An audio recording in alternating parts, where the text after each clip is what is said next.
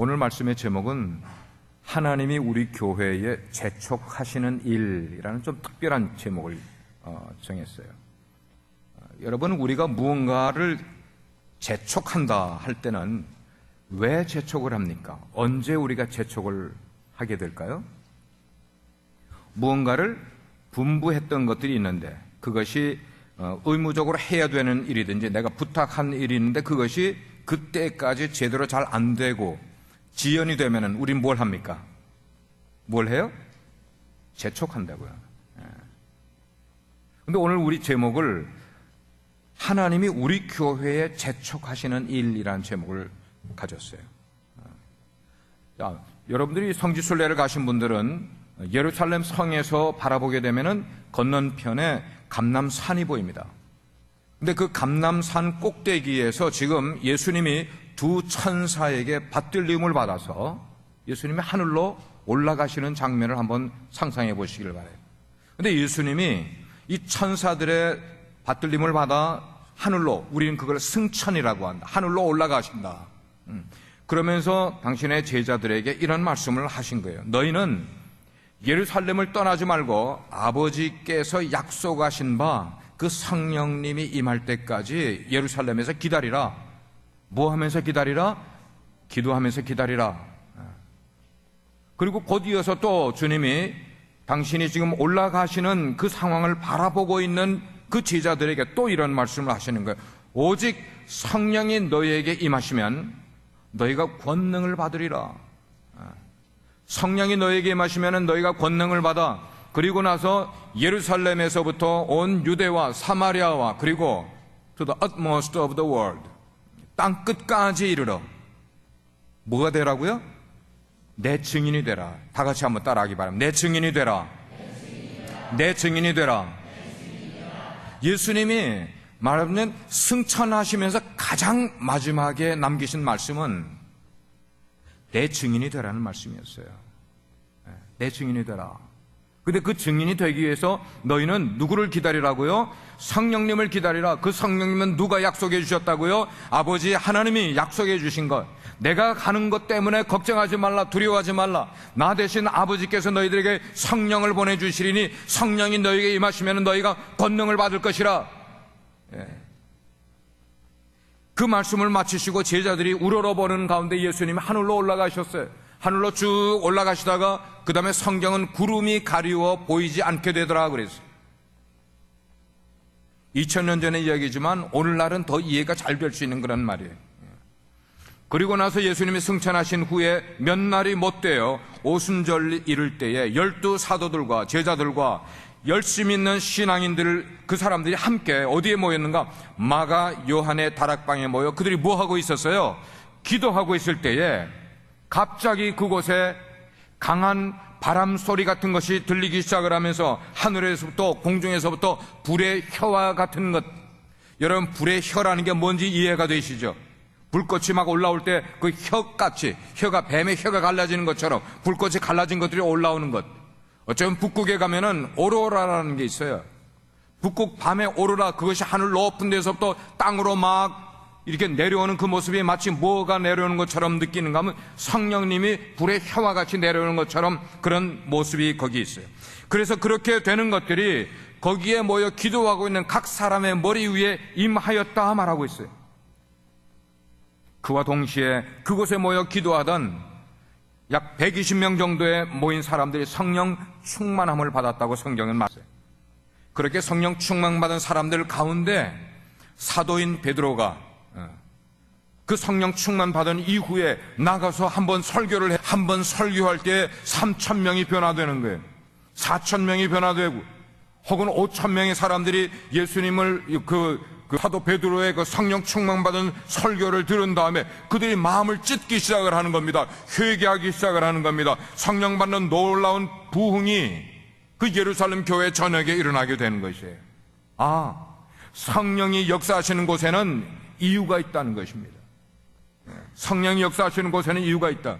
그렇게 성령 받고 놀라운 교회 부흥의 현장에 있었던 사람들 가운데 그 사람들이 어디서 온 사람들이냐? 다 예루살렘에 살던 사람들이 아니라 6월절 절기를 지키기 위해서 전국 아니 전 세계 사방에서 흩어져 있던 유대인들, 그 사람들이 6월절 절기를 지키기 위해 예루살렘에 모이게 된 거예요. 사람들이 엄청나게 많이 있었는데 그 가운데는 이방 땅에 나가서 집시와 같이 유랑하고 방랑하는 유대인들이 돌아온 사람들도 있어요. 어떤 사람은 외국에 나가서 보따리 장사, 우린 보부상이라고 그래. 그래서 물가 도시를 돌아다니면서 장사를 해서 살아가는 그런 유대인들, 그리고 그 사람들만 아니고 그 유대 땅에, 예루살렘 유대 땅에 거주하고 있는 그런 원주민 유대인들, 이런 사람들이 사도들을 통해서 성령의 역사가 나타나고 있는 장면들을 보고는 그 설교를 한번 들었는데 그들이 회개가 일어나는 거예요. 설교를 한번 들었는데 성령을 받게 되는 거예요. 수많은 사람들이 아주 갑자기 예루살렘 교회에 모여들기 시작을 하는 거예요. 여러분, 왜 성령께서 이렇게 사방으로부터 사람들을 예루살렘으로 모여들게 만들으셨을까라는 거예요. 왜 그렇게 했을까? 그것은 예수님의 마지막 말씀인 너희는 성령의 권능을 받게 되면 예루살렘과 그 다음에 온 유대와 사마리아와 땅끝까지, 그 시작이 예루살렘으로부터 시작되는 거예요. 그러니까 예루살렘으로부터 시작된 그 복음 전파가 유대 땅을 점령하게 되는 거예요. 그 다음에 그것이 나가서 사마리아 땅을 점령하게 돼요. 나중에는 점점 더 땅끝까지 이르러서 죄인을 구원에 이르게 하는 그런 복음을 전도하게 하는 사람들을 만들기 위해서 예루살렘에 모여 성령 충만 받게 하기 위해서 그들을 모여들게 하셨다는 것이. 그렇게 모여든 사람 가운데 헬라파 유대인들이 있었습니다. 헬라파 유대인들은 그 사람들이 원래는 예루살렘에 살던 사람들, 유대 땅에 살던 사람들인데, 이 사람들이 핍박을 피해서나 아니면은 그 로마의 압제가 너무 이렇게 강하니까 그걸 피해서 해외로 나가서 사는 사람들, 그리고 거기서 태어난 사람들, 그런 사람들을 헬라의 영향권 속에 있는 사람들, 헬라어를 쓰는 유대인들, 그들을 헬라파 유대인이라고 이야기해요. 그 사람들의 직업은 보부상들이 많아요. 떠돌이 장사꾼들이 많아요.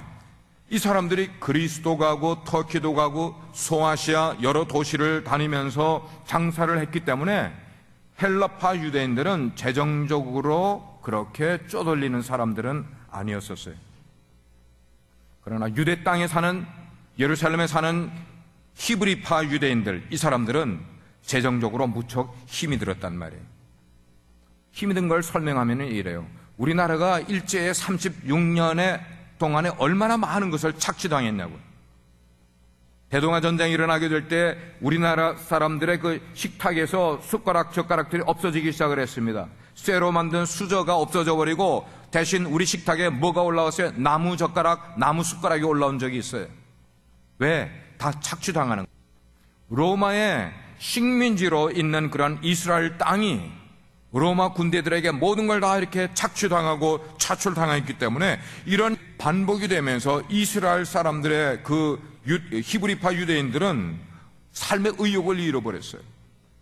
그들이 살아가게 될 때 하루하루를 근근히 살아가는 그런 어려운 삶을 살아가게 됐어요.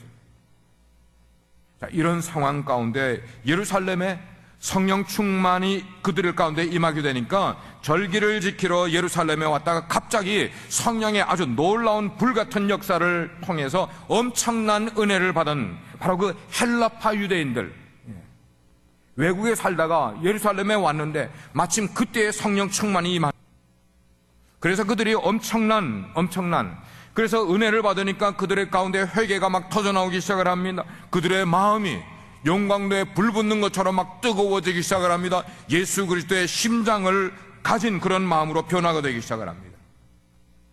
여러분, 성령 충만의 증거는 우리의 내적인 아니라 성령 충만을 받게 되면 우리의 삶의 모습이 외적인 변화까지 이루어지는 것을 우리는 알게 돼요.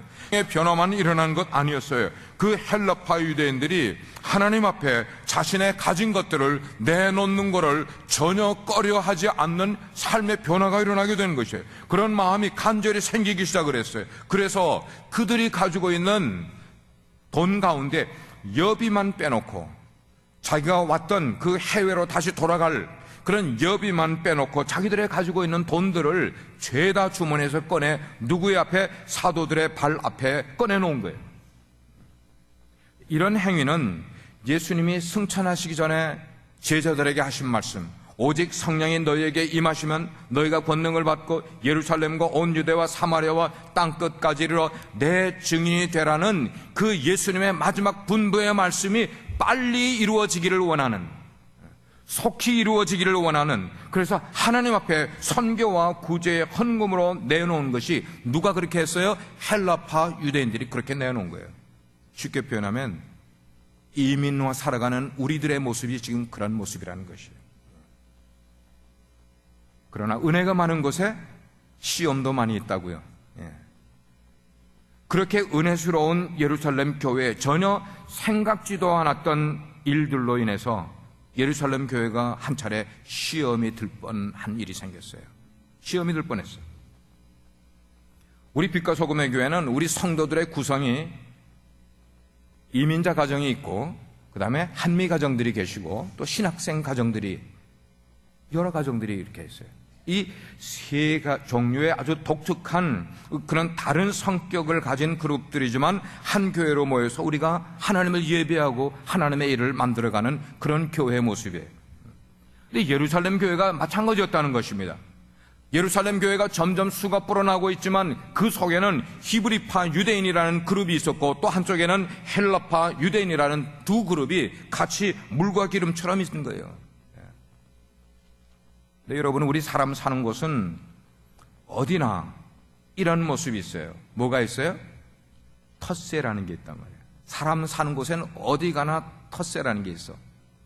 혹시 여러분들이 우리 빛과 소금의 교회에 오신 지 얼마 안 되시는 분들이 느낄 때 우리 교회가 텃세가 있는 것, 여러분이 텃세를 느낀 적이 있어요? 말은 못하지만 있죠. 사람 사는데 다 있단 말이에요. 텃세는 보통 신구 그룹 사이에 가장 많이 생기는 거예요. 오래된 그룹과 새로운 그룹과, 세상의 모든 조직 속에 이런 텃세들은 어디나 다 있어요. 그런데 오늘 이 예루살렘 교회는 가만 보니까 이 히브리파 유대인들이, 그 두 그룹 가운데서는 히브리파 유대인들이 아마 기득권을 가지고 있었던 것 같아요. 왜? 우리가 여기 살고 있었지 않았냐는 거예요. 너희들은 떠돌이로 지금 이렇게 다녀가는 사람들이지 않냐는 것이에요. 근데 이 히브리파 유대인들이 자기네들과 알고 지내고 자기네들과 가까이 있는 그런 사람들에게 먼저 구제품을 그들에게 나눠주는 일을 하면서, 그렇게 일을 하게 되니까 그 교회에 정작 헌금을 많이 낸 사람들은 헬라파 유대인들, 외국에서 들어온 사람들이 돈이 있어서 헌금을 많이 냈는데, 그 헌금과 헌물을 정작 헬라파 과부들에게는 별로, 우리가 표현하면은 그 구제 장부가 있는데, 그 구제 대장에서 헬라파 유대인 과부들의 명단들이 빠지는 실수를 그 교회가 범한 것 같아요. 명부대로 다 준다고 했는데도 불구하고 그 명부들이 쫙 빠져버린 것이에요. 그러니 자연히 교회 내에 있던 헬라파 유대인들이 볼 때는 이건 불공정하다 이거예요. 하나님의 일을 하는데 왜 이렇게 불공정한 일들을 하느냐. 원망과 불평하는 일이 누구의 귀에까지 들렸어요? 사도들의 귀에까지 들린 거예요. 사도들이 그 문제를 해결하려고 신경을 쓰고 고민을 하고 그렇게 쏠리는 그런 모습을 보던 가운데 사도 베드로가 이대로 가서는 안 되겠다. 교회가 괜히 루머가 퍼지면 이렇게 하면 안 되겠다. 그래서 사도 베드로가 사도들과 의논을 해서 한 해 특단을 내리게 됩니다. 그게 바로 7 집사님들을 세워서 그 집사님들로 하여금 뭐 하는 일을? 구제하는 일을 그들에게 맡기게 된 동기가 바로 그렇게 시작이 된 거란 말이에요. 집사님들은 그렇게 시작이 됐어요. 자, 그렇게 세워진 집사님들의 수고를 통해서 성도들이 드린 헌물과 헌금 이런 것들을 그 다음부터는 대장도 똑바로 정하고 히브리파, 헬라파 이 나누는 것 없이 똑같은 자격과 똑같은 혜택을 통해서 구제를 하게 된 거예요. 잘 되게 된 거예요. 그러고 나니까 사도들은 기도하는 것과 말씀 연구하고 말씀을 가리키고 전하는 그 일에 전무할 수 있게 되었다. 거기다가 올인하게 되었다고 성경은 기록을 하고 있어요. 그러면 여러분, 그 교회에, 그 은혜스러운 교회에 문제가 왜 일어났을까요? 문제가 왜 일어났던 걸까요? 자기 중심적인 삶을 살아가니까, 누군데도 불구하고, 그리스도인들인데도 불구하고, 결국은 신자들임에도 불구하고 어떤 사사로운 것에 자기 중심적인, 자기 이익적인 것을 먼저 챙기려고 하는 모습들이 교회 속에도 있게 되다 보니까 하나님의 일이 공평하게 이루어지지 않았던 모습을 우리는 보게 되는 거예요. 그 후로도 사도들에 의해서 많은 이적과 기사가 계속이 됐어요. 예루살렘 교회는 점점 더 시간이 가면 갈수록 점점 수적으로 증가하고, 우리로 말하면 부흥하는 그런 일들이 막 일어나게 된 거예요. 여러분, 사람의 숫자가 불어나게 되면 그 교회 모두 더 많이 들어오게 될까요? 헌물과 헌금도 더 많이 들어오는 것은 당연히 그렇게 되지 않겠냐는 것이에요. 그러나 교회는 부흥을 했습니다. 은혜스러운 것 같았습니다. 사람들이 많이 모이고 헌금, 헌물이 더 많이 들어왔습니다. 그러나 그렇게 들어온 것들을 복음을 전하는 선교와 구제에 바르게 사용할 생각을 예루살렘 교회가 하지 못했던 것이 불찰이었어요. 성경이 그렇게 기록이 되어 있어요. 자, 그런 모습을 아시는 하나님께서 누구를 들어 스데반 집사님, 7 집사님들 가운데 스데반 집사님을 통해서 예수님의 대속의 죽음에 대해서 메시지를 강하게 증거하게 만드는 거예요. 그 예수님을 믿고 그리고 회개함으로 천국에 갈 수 있다는 이 복음 설교를 나가서 막 전하게 만드는 거예요. 그래서 스데반 집사님이 6장과 7장에 보게 되면은 복음 설교를 사람들에게 하는 내용이 나옵니다. 그 복음 설교를 하게 될 때에 그 메시지를 듣고 마음에 찔림을 받는 사람들이 있었어요. 그 사람들은 예수님을 십자가에 매달았던 바로 서기관들, 바리새인들, 제사장들, 이런 사람들이 그 메시지를 들으니까 자기들이 누구를 죽이게 된 거야? 하나님의 아들을 죽인 꼴이 돼버린 거예요. 그래서 그 사람들이 양심에 찔리게 되니까 사람들을 선동을 해서 결국은 누구를? 하나님의 종인 스데반 집사님을 돌로 때려서 죽게 만드는 일을 하게 된 것이었어요. 외부에서는 돌로 순교를 시켰지만 스데반 집사님으로 볼 때는 어땠어요? 하나님이 주신 그 메시지를 잘 전하라고 해서 잘 전했더니 잘 전한 결과로 죽임을 당하게 된 거예요. 그런 와중에도 예루살렘 교회는 깨닫지를 못하고 선교하는 대신 그렇게 많은 헌금과 헌물이 들어온 그것을 누구를 위해서? 히브리파 유대인들을 위해서 그들을 먹이고 그들을 구제하고 그들에게 입을 것을 베푸는 그런 일들로 하나님의 뜻에 어긋나는 낭비를, 재정적인 낭비를 하게 됐다는 것이에요. 교회가, 예루살렘 교회를 구성한 것도 성령님이시고 예루살렘 교회를 부흥하게 만드신 분도 성령님이야. 그 예루살렘 교회를 부흥하게 만든 이유가 뭐냐는 거예요. 히브리파 과부들을 구제하기 위해서 그 교회를 그렇게 부흥시킨 겁니까? 예, 그것도 하나의 일로 할 수는 있어요. 그러나 교회를 부흥하게 한 것은 예수님이 제자들에게 승천하시기 직전에 마지막에 주신 말씀, 너희가 성령의 권능을 받게 되면은 예루살렘에서 시작해서 너희들이 유대 땅으로 나가라, 사마리아로 가라, 땅끝까지 가서 내 증인이 되라고 하는 그 일을 만들게 하기 위해서 예루살렘 교회를 그렇게 능력 있는 교회로 만들었고, 그렇게 은혜스러운 교회로 만들었고, 사람들이 모이는 교회로 만들었는데 왜 너희들이 모여서 헌금해서 그 돈을 너희들이 다 나눠 가지나 이 말이에요. 성경은 그날에 뭐라고 표현했는가 하면 하나님께서 나중에 바울이 된 사울이라는 청년, 그 청년을 통해서 예루살렘 교회의 철퇴를 휘두르게 하는 일을 하나님이 그에게 만들게 하셨어요. 그래서 아주 서릿발 같은 예루살렘 교회에 커다란 핍박이 있어서 사도 이외에는, 12명의 사도 이외에는 모든 성도들이 밖으로 흩어질 수밖에 없는, 왜? 거기서 살아남지 못하게 되니까. 하나님이 흩으신 거예요. 수만 명이 모였겠습니까? 그런 교회를 하나님이 흩으셨어요. 예루살렘 교회가 선교할 생각을 하지 않게 되니까 하나님께서 하나님의 방법으로 선교를 하게끔 만들어 보신 게, 그 방법이 뭐예요? 사울이라는 청년을 들어서 그리스도인이면은 모두 잡아다가 감옥에 하든지 처형하든지 십자가에 매달든지 그런 일들을 하게 만드는 것이었어요. 이처럼 교회가 하나님이 기대하시는 선교, 하나님이 기대하시는 구제를 제대로 하지 않게 되니까 하나님께서는 밖에 외부의 힘을 빌려와서 교회를 핍박을 하면서 두들겨 깨닫게 만드시는 하나님의 방법임을 우리는 기억을 해야만 됩니다. 이처럼 박해가 심하게 되니까 예루살렘 교회에 있던 사람들이 어떻게 됐을까요?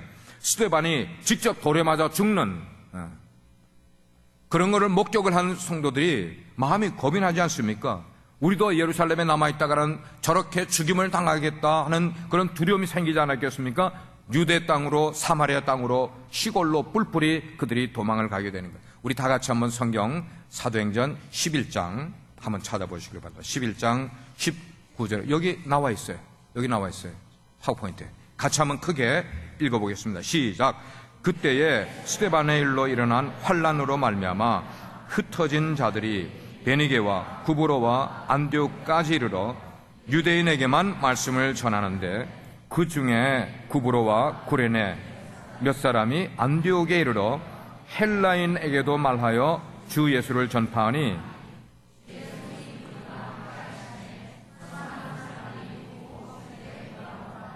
이 흩어진 사람들이 하나님의 뜻을 모르니까 흩어져서도 누구에게만 전도를 했을까요? 유태인에게만 전도를 했어요. 그러나 그 가운데 하나님의 성령에 정말로 충만돼서 하나님의 마음을 깨달은 몇 사람들이 여기 보니까 몇 사람들이 안디옥에 이르러서 헬라인에게도 대다수의 그룹은 유태인에게만 전도하려고 하고 있는데 몇 사람이 안디옥에 이르러 헬라인에게도 말하여 주 예수를 전파하니 그때야 주님의 손이 그들과 함께 하심에 주님의 손이 그들과 그 몇 사람과 함께 하심에 수많은 사람들이 믿고 주님께로 뭐 하더라? 돌아오더라. 할렐루야. 핍박을 받아서 유대 땅으로 사마리아 땅으로 도망치면서 그런 사람들이 숨어 지내지만 않아요. 우리가 두려워서 도망간 사람들이니까 숨어 지낼 거 아닙니까? 그러나 숨어 지내지 않냐고 그들이 받은 성령, 아니 그들이 모시고 계시는 그 성령님의 인도하심을 따라서 사람을 찾아다니면서 복음을 전하는 거야. 복음을 전하는 거야. 이것이 바로 우리는 일컬어 미시오 데이. 다 같이 미시오 데이. 미시오 데이. 라틴어예요. 미시오 데이. 하나님의 선교. 하나님은 이렇게 하신다는 말이에요. 우리 사람들이 하나님의 마음을 알지 못하고 하지 못하면 하나님이 직접 나서서라도 이렇게 사람의 방법이 아닌 하나님의 방법으로 하는 선교, 이게 바로 미시오 데이. 하나님께서는 선교를 제쳐가고 계세요. 2000년 전에도 1000년 전에도 1500년 전에도 그리고 지금에도 하나님은 선교를 제척. 한번 따라하시길 바랍니다. 하나님은 선교를 제척하신다. 선교라는 것은, 미션이라는 것은 사명이에요. 사명이 뭔가? 저와 여러분 같이 예수님을 믿어 구원을 받은 사람, 다른 말로 성령 받은 사람들이 죽을 때까지 감당해야 될 일, 그것을 우리는 미션, 사명이라고 이야기를 해요.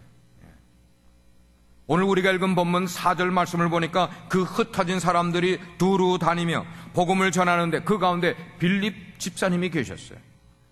빌립이라는 집사님이 사마리아 성에 갔다가 거기에서 예수님을 백성들에게 선포하는 거예요. 막 전하는 거예요. 복음을 전하는데 이 빌립 집사님을 통하여 이적과 기사가 그 사마리아 땅에 막 퍼져나가는 거예요. 귀신들이 쫓겨납니다. 거기에 병든 자들이 막 병이 막 낫기 시작을 하는 거예요. 많은 사람들에게 붙었던 그런 더러운 귀신들도 쫓겨나고 표적도, 그러니까 사람들이 말씀도 듣고 표적도 보고 귀신들 쫓겨나가는 현상도 보고 중풍병자 낫습니다.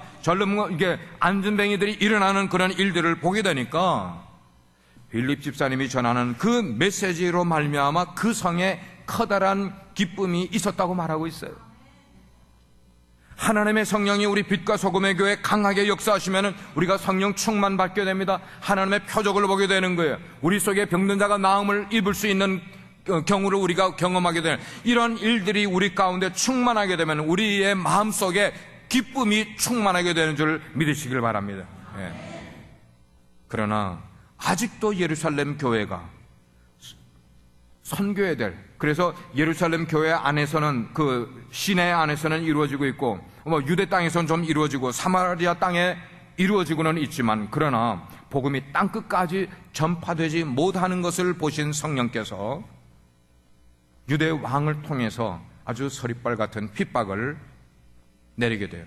그러면서 예루살렘 교회의 담임 목사인 야고보 사도가 그때 죽임을 당하게 됩니다. 예루살렘 교회 수장이 죽임을 당하게 됐어요. 그래서 왜 하나님의 교회의 리더인 야고보 사도가 순교를 당해야만 될까? 이것도 선교를 재촉하시는 하나님의 방법이라는 거예요, 여러분. 우리 인간의 생각에서는 담임 목사님이 돌아가시면 돼요? 안 되죠, 안 돼.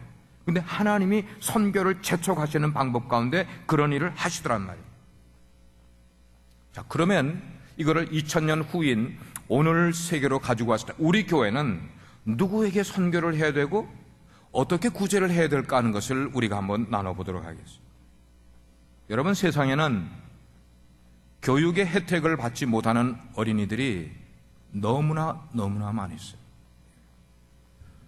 우리가 미국에 살고 있으면은, 그리고 우리가 한국에 살고 있으면은 적어도 세계 모든 인구들 가운데 10% 속에 살아가고 있는 거 아십니까? 우리는 우리의 자녀를 사립학교에는 못 보내도 교육을 시키지 못할 정도로 어려운 가정 여기 계세요? 한 분이라도 계세요? 미국은 그런 거 생각도 못 해요. 돈이 없어서 학교를 못 보내는 일 전혀 없어요. 돈이 없어서 학교에서 유니폼을 입히는 건 못 입히는 가정 하나도 없습니다. 신발 사주지 못하는 가정 어디 있어요? 100불 넘는 신발은 못 사줘도 30, 40불 신발은 다 사주잖아요. 근데 같은 사람으로, 같은 하나님의 형상을 닮은 인간으로 태어났는데 교육의 기회를 전혀 받지 못하는 어린이들이 세계에 너무나 많이 있는 걸 우리는 보게 돼요. 만약에 그 어린이들에게 교육의 기회가 바르게 주어지게 되면은 그 아이들은 꿈을 먹고 살아갈 것입니다. 교육을 받으면서 마음 가운데 그들의 인생에 대한 희망을 가지며 살아갈 것이에요. 근데 그 아이들이 교육의 기회가 없으니까 인생을 꿈도 없이 희망도 없이 살아가다가 그렇게 끝날 것을 생각을 하니까 너무 안타까운 거예요. 너무 안타까워요. 저희가 다녀온 과테말라 그 원주민 마을에는 초등학교, 중학교가 있어요. 조금 있으면 사진을 보여드릴 텐데 분명히 거기 학교가 있어. 근데 학교에 다닐 그런 연령에 있는 아이들이 그 등록금 몇 불이 없어서 학교를 다니지 못하고 있어요. 유니폼 살 돈이 없는 거예요. 우리 돈으로 5불이면 유니폼 살 수 있는데 그 돈이 없어서 유니폼을 못 사. 신발이 없어요. 책가방도 없어요. 학용품 살 돈 하나도 없는 그런 아이들이 너무나 많은 거야. 이 아이들을 보면서 마음 가운데 찢어지는 마음을 갖게 되는 거야. 그래. 이 아이들을 우리 한 가정이 한 아이를 어답해가지고 한 달에 25불만 도와주게 되면은 그들이 공부할 등록금을 낼 수가 있고요. 유니폼을 살 수가 있고 신발을 살 수 있고 학용품을 샀을 수가 있는데도 불구하고 25불이 없어서 학교를 못 다니는 거예요, 아이들이. 여러분, 우리 자녀들 하나 학교 보내는데 한 달에 25불이면 됩니까?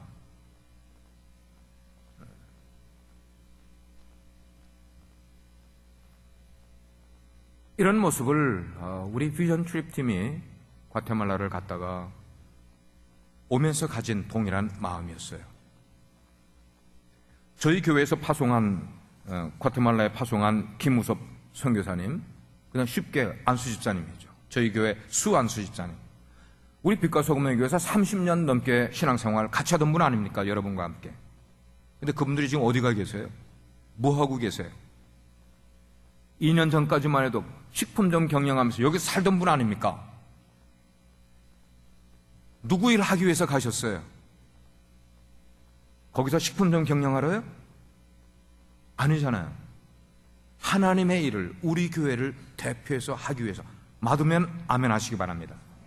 하나님의 일을, 우리 빛과 소금의 교회를 대신해서 가신 분이 우리 교회에서 30년 넘게 신앙생활 한 분이에요. 근데 이분이 거기서 사역을 주로 하실 사역이 뭐냐면은 어려운 가정들을 신방하면서 영적으로, 육적으로, 삶으로, 정신적으로 곤핍함을 당하고 어려운 가정들을 찾아다니면서 기도해 주는 거예요. 우리 안수 집사님 여기 계실 때는 그렇게 못했어요. 가정들 찾아다니면서 막 어려운 가정들 위해 기도해주고 못했어요. 근데 거기 가니까 하시더란 말이에요. 그리고 그렇게 방문을 했는데 먹을 것이 없는 가정, 정말 필요한 건데 돈이 없는 가정은 신방이 끝나면 50개짜리를 주고 오시는 거예요. 여러분 50개짜리면은 한 8불, 7불, 8불이에요. 그러면 7, 8불이면 그 가정이 일주일을 먹고 살아요. 7, 8불 도와주면은. 지난 7월에 우리 비전 트립 팀이 함께 그곳에 가서 우리 함께 준비하면서 그렇게 이야기를 했어요. 그 땅을 향하신 하나님의 마음을 알고 와야 됩니다.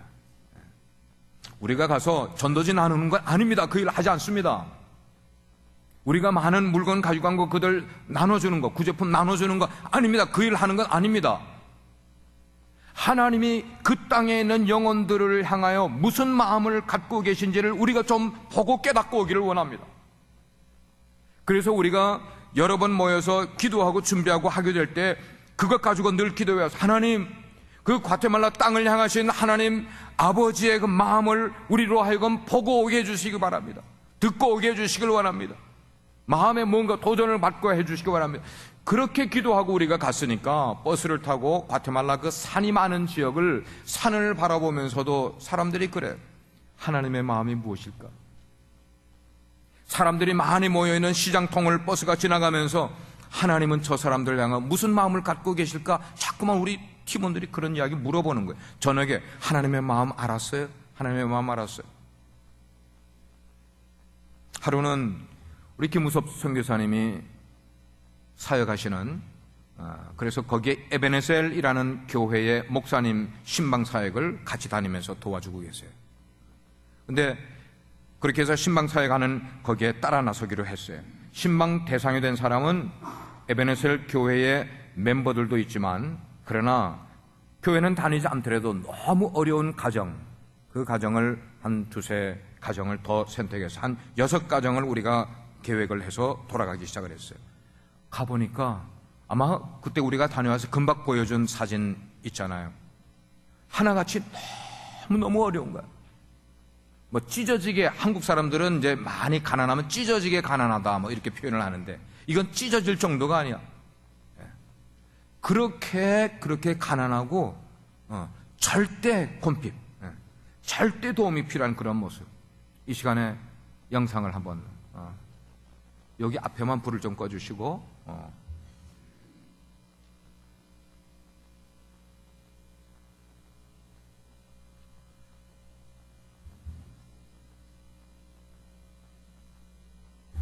여기 보이나요? 저긴 안 보이고. 여기엔 그 에베네셀 교회의 목사님이 세우신 학교예요. 근데 그 학교에는 그래도 번듯하게 교실도 있고 책상도 있고 아이들이 유니폼을 입고 공부를 하고 있어요. 같은 지역인데. 근데 이 아이들은 그래서 이제 다음 우리 간 팀들이 이 아이들하고 보니까 아이들이 아주 해맑아. 눈도 그냥 반짝반짝하면서 같이 사진도 찍었어요. 다음 우리 그 비전 트립 팀들이 이 아이들하고 같이 사진도 찍고 다음 자 이거를 이렇게 보여드리는 이유는 학교를 다니는 아이들은 이렇게 생활하고 있다는 거예요. 그 가운데서도. 근데 그 다음 사진 자 이게 학교를 다니지 못하는 아이들의 살아가는 가정집의 모습입니다. 여러분 여기 보시면은 그 다음 이게 방안이에요. 방안. 그들이 살아가는 방안의 모습입니다. 다음 이게 부엌이에요. 부엌. 밑에 뭐 포상이나 뭐 이런 건 전혀 없습니다. 그냥 흙 위에서 자고 흙 위에서 생활하는 부엌이에요. 다음 이 앉아있는 여성이 그 집의 며느리인데 아이가 둘이 있어요. 근데 이 며느리의 아이 둘을 포함해서 이 가정에 아이가 8명이 해가지고 10명의 아이들이 있는데 10명의 아이들이 아무도 학교를 못 가고 있어. 아무도. 그 다음 이 아이들이 다 그 집에서 자라고 있는 아이들인데 학교를 못 가니까 학교 갈 시간에 집에 그냥 노는 거예요. 빈둥빈둥 노는 거예요. 다음 자, 가운데 계신 아주머니가 이 집의 그 부인인데 남편은 없어요. 그 다음에 혼자서 이 아이들을 이렇게 케어하는데 이 아이들이 교육을 받아야 될 아이들인데 뭐 약해서 학교를 못 보내는 게 아니라 돈이 없어서 못 보내. 예. 이 옷들도 다 얻어 입은 그런 옷들. 다음, 이 가정은 네 번째 방문한 가정입니다. 이 네 번째 방문한 가정도 역시 마찬가지로 이런 가정인데, 다음, 제가 옆에 데리고 있는 이 아이가 이르마라는 그런 그 과테말라 마야족의 그 아이예요. 15살짜리인데 우리가 그 집에 갔더니 이 아이가 동생 둘과 함께 셋이서 그냥 마당에 쭈그리고 이렇게 그냥 있는 거야. 쭈그리고 앉아 있는 거야. 그 쭈그리고 있는 모습을 보니까 아까 학교에서 봤던 아이들하고는 너무 얼굴이 달라요. 예. 그 말은 같은 아이인데 학교에 있는 아이들은 해맑고 좋은데 이 아이는 이게 웃음도 없고 말을 해도 우리가 초콜릿하고 캔디를 나눠줘도 무덤덤하게 그냥 봤는데 미소가 하나도 없어. 미소. 무엇이 이 어린 아이들로부터 이렇게 웃음을 빼앗아갔냐는 것이에요. 가난이었어요. 가난. 그 다음. 그래서 이거는 이제 그 다음에 세 번째 방문한 다섯 번째 방문한 가정이었는데 이분은 남편이 열흘 전에 정신병을 앓다가 돌아가셨어요. 근데 교회는 다니고 있는데 이 남편이 죽은 다음에 자꾸만 마루에 앉아 있어도 남편이 옆에 있는 것처럼 느껴가지고 너무 무섭다는 거예요. 영으로 눌리고 있는 거예요. 영적으로 눌려. 그래서 방 안에도 들어가기 무섭고 마루에 있기도 무섭고 그래 그냥 마당에 있는 거예요. 마당에. 근데 이분에게 남편은 없고 남매가 있는데 후안이라는 아이와 그 다음에 또 다른 딸 하나의 이름은 루이사라는 그 남매가 있는데 둘 다 중학교를 다녀야 되는 중학교 1학년을 다니는 아이인데 아버지가 돌아가신 다음에 딸은 그날로부터 학교를 못 가. 거기는 매월 이렇게 돈을 낸대요. 매월마다 돈을 내야지만 학교를 다닐 수가 있대요. 그러니까 후안은 어떻게 학교를 보내고 있는데 다음 달 되면은 그 후안도 학교를 보낼 형편이 못 된다는 거예요. 등록금이 없으니까. 그러면 이 두 아이를 어떻게 해야 될까? 그래서 그 영적으로 눌려 있는 것을 위해서도 기도해 줬고 그 두 아이들이 학교를 다닐 수 있는 것을 위해서 우리가 합심해서 지금 기도해 주고 있는 거예요. 거기서. 근데 기도를 하는 가운데 주님께서 저의 마음 가운데 마음을 주시는 거예요. 그 마음을 뭐라고 주시는가 하면 이 아이 둘을 빛과 소금의 교회에 너희가 어답트 해라는 거예요. 너희가 어답트 해가지고 이 아이들이 중학교 3학년을 졸업할 때까지 학교 공부 이제 할 수 있는 걸 대주게 되면은 이 아이들에게 꿈이 있지 않겠냐는 거예요. 미래가 있지 않겠냐는 거예요.